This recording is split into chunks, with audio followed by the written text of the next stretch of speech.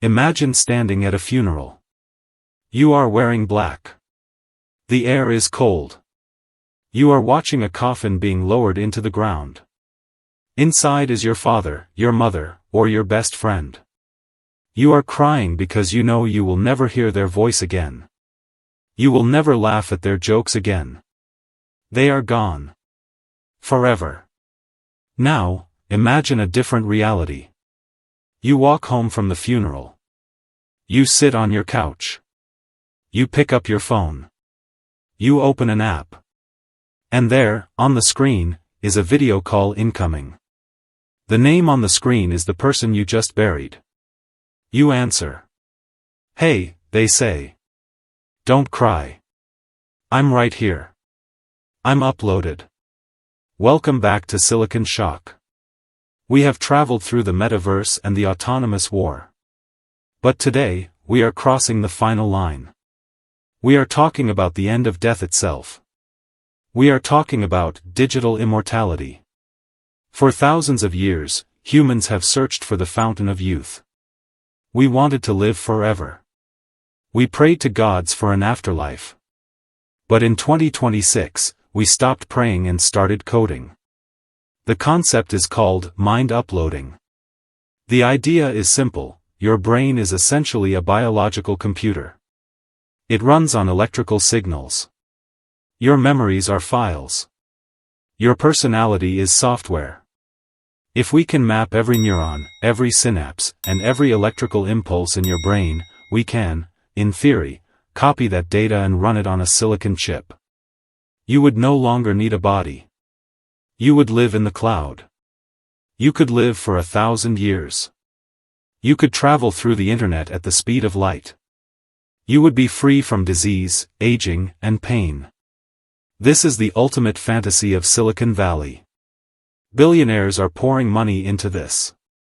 Companies like Neuralink and others are laying the groundwork. They believe that death is just a technical problem that can be solved. But let's look at the subconscious fear. Because this fantasy has a dark, dark shadow.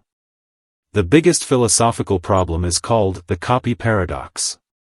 Imagine I have a magical scanner. It scans your brain perfectly. It creates a digital version of you in the computer. This digital version has all your memories. It tells your jokes. It loves your family. It thinks it is you. But, the original you is still sitting in the chair. If I then pull out a gun and shoot the original you, are you still alive?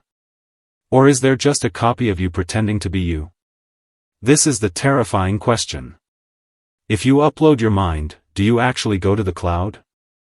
Or do you die, and a digital ghost takes your place? The ghost will tell everyone, I made it. It works.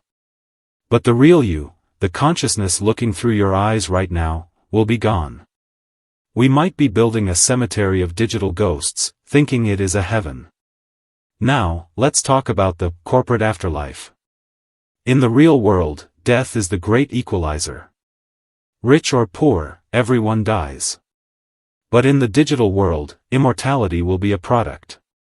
It will be a subscription service. Imagine living in a digital paradise.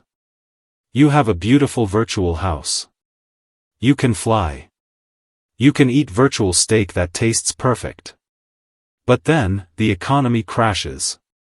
The company hosting your mind goes bankrupt.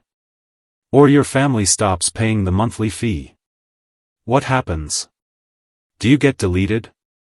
Do you get put in storage mode where you are conscious but can't move, floating in a black void for eternity? Or imagine a freemium afterlife. To access this memory, please upgrade to premium. To speak to your living relatives, please watch this 30-second ad. You could be trapped in a commercial forever. You become a prisoner of the server. And because you are code, you cannot escape. You cannot even kill yourself to end the suffering. You are property. This brings us to data ownership. Right now, companies own your emails and your photos. In the future, they might own you. If your mind is software, can it be hacked? Can it be edited? Imagine a hacker getting access to your digital soul. They could rewrite your memories. They could make you forget your wife. They could make you love a political dictator. They could torture you in a virtual hell for 1,000 years in just 1 second of real time. The security risks of digital immortality are infinite. But let's look at the social impact. The gerontocracy. If the old never die, what happens to the young? Imagine a CEO who refuses to retire because he uploads his brain to the company server. He runs the company for 500 years. New ideas cannot flourish. The old generation holds on to their wealth and power forever. Society would stagnate. We need death to make room for new life. We need death to innovate. And what about relationships? Till death do us part, is the vow. But if death is gone, are you married forever? Imagine being married to the same person for 400 years. Or imagine your husband dies and uploads himself. You are still alive in the physical world. You start dating a new man. Your digital husband watches from the iPad on the kitchen table. He gets jealous. He sends angry texts to your new boyfriend. The drama would be unbearable. We are already seeing the early stages of this with grief tech. There are AI chatbots today that let you talk to deceased relatives. You feed the AI their text messages and emails, and it learns to speak like them. People find it comforting. But psychologists warn it might stop us from moving on. If you never say goodbye, you never heal. You stay trapped in the past, talking to an echo.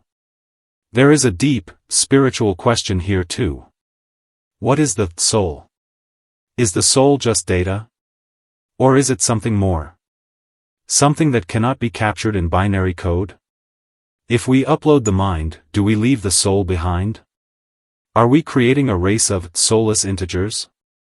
Maybe the human experience is defined by its end. Flowers are beautiful because they bloom and then die. A song is beautiful because it has a final note. If the song went on forever, it would just be noise. Maybe our mortality is what makes us love so fiercely. We know we have limited time, so we treasure it. If we had infinite time, would we value anything? The uploaders say, no, we will have time to learn everything. To read every book. To master every instrument. But would you? Or would you just procrastinate forever? I'll learn piano next century. Silicon SHAKH wants you to think about your legacy. Most people want to be remembered. That is a form of immortality.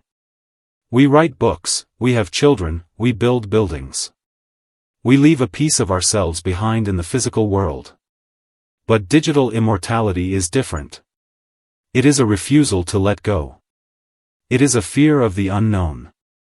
It is the ultimate act of ego. The world cannot exist without me, so I must stay. In the United States, we are fighters. We fight nature. We fight disease. Now, we are preparing to fight the Reaper himself. But some battles cannot be won. And maybe, just maybe, they shouldn't be. The technology is coming. By 2035, you might have to make a choice. The doctor will look at you and say, your body is failing. Do you want to sign the contract for the cloud? The pen will be in your hand. The server will be humming. Will you sign? Will you trade the mystery of death for the certainty of a server? In the next episode of The Silicon Shadows, we are going to look at what happens to the humanity we leave behind. We will explore episode 14, The Crisis of Creativity. When AI writes all the books, paints all the art, and makes all the movies, what is left for the human imagination? Are we becoming a species of consumers who forgot how to create? Thank you for watching Silicon SHAKH. Your body is a temporary vessel. Your data is forever. Choose wisely.